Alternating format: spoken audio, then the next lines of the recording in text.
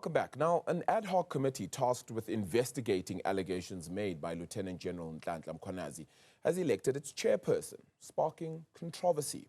ANC Member of Parliament Soviet Lekganyane was chosen to lead the committee, a decision that has drawn criticism from opposition parties. ActionSA, in a statement released yesterday, expressed concern, suggesting the role should have been filled by a member of a party not implicated in the allegations under investigation. Let's bring in ActionSA's Member of Parliament, Dereleen James, for her party's perspective on this development. Dereleen, thank you so much for the time. Really appreciate it. Won't you just give us a clear sense of your concerns around the election, and I must say election, not appointment, because it was elected by members of Parliament then of Soviet Lekganyane as the chairperson of this ad hoc committee?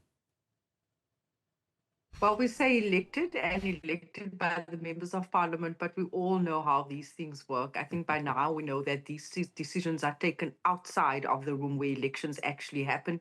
We know that parties are lobbied, and we know that a name gets forwarded way before the actual sort of election.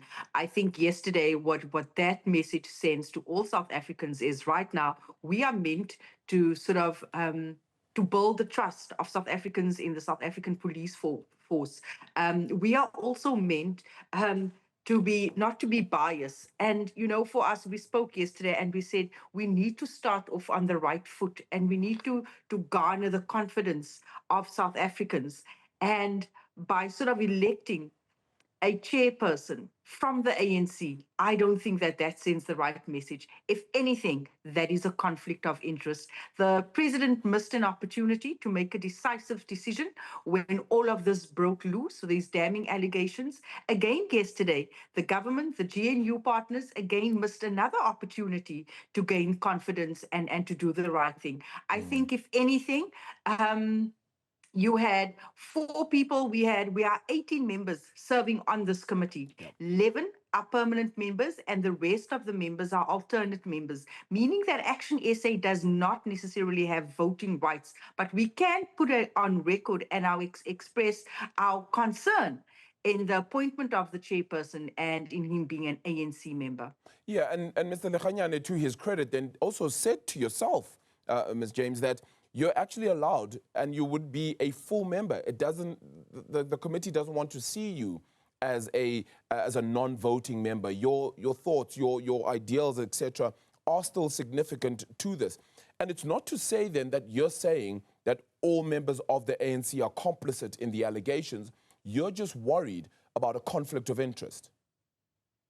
Definitely. I mean, at this stage, we know that South Africans are tired of these ad hoc committees. We know that South Africans expected Cyril Ramaphosa to take a firm stance against these allegations. And now it is left to a committee, and it is left to a commission to come up sort of and investigate and probe these allegations.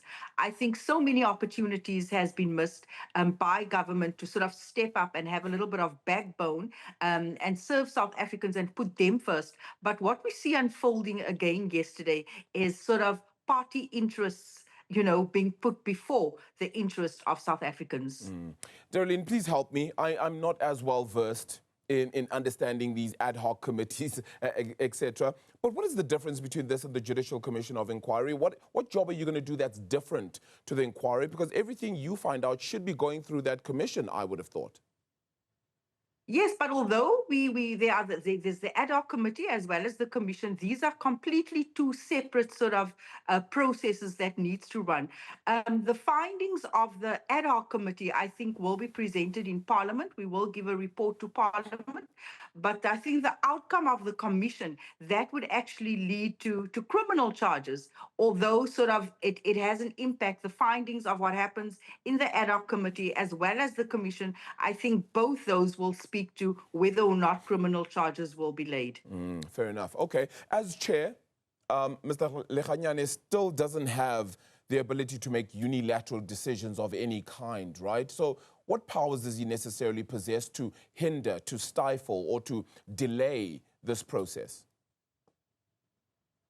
Well, we've seen in the past, basically, you know, since that the ANC has 4 seats, and since the majority of this ad hoc committee is represented by the Government of National Unity, and we know how that works. We know how these meetings can happen outside the committee, and hence it was important for us to sort of not have a chairperson that stems from the same party, where most of these people are implicated in corruption.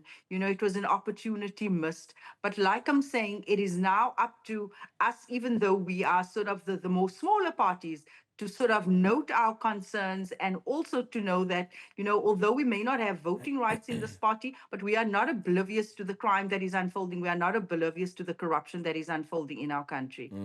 Look, the committee still itself includes members of other parties who are not part of the GNU, like yourselves, as you've just made note of as well. What does it say then about the role of parties like yourselves in ensuring that things are done to the T, to the letter, continuously throughout this process?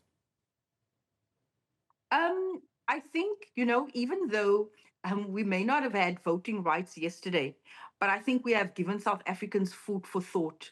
I think we have rattled this cage enough, to sort of have the GNU realize that even though they may have the numbers, but South Africans will probably lean towards those who represent their interests. So yes, we do play a very important part, in terms of highlighting, in terms of continuing to conduct oversight and bringing it to attention, and sort of forcing the hand and decisions made in these committees.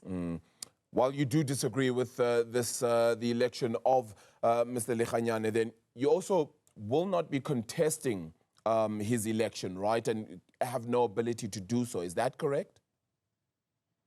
Yes, that's correct. All right. So I think the nomination, the nomination of and selection of members on this ad hoc committee basically was purely on sort of party strength, the size of the party, obviously the number of seats in parliament, and that sort of would allow for parties to have voting rights or not. Yeah, very, very significant at this point, because the work then of this ad hoc committee is also going to be important. How soon does this work start as well? Well, the work has commenced already. I think on Friday, the terms of reference will be circulated to all its members. We'll have an opportunity to make submissions and to give input. I'm sure our next meeting is around the corner. The work has begun. Dereleen James, we certainly will be looking forward to some of that work then indeed, including that of the Commission of Inquiry then. Dereleen James, Member of Parliament then for ActionSA, joining us as we unpack just the ad hoc committee's election then.